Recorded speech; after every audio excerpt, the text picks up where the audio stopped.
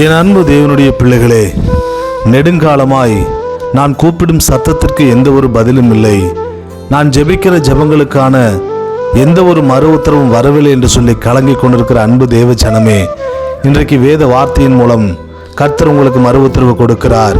ஏசாயாவின் புஸ்தகம் 58ஆம் அதிகாரம் அதனுடைய 9வது வசனம் சொல்லுகிறது, நீ கூப்பிடுவாய், அப்பொழுது கர்த்தர் உனக்கு மறு உத்தரவு கொடுப்பார். நீ சத்தமிடுவாய், இதோ நான் இருக்கிறேன் என்று கர்த்தர் பதில் சொல்லுவார் என்று சொல்லி வேதம் அருமையாய் இன்றைக்கு எடுத்துரைக்கிறது.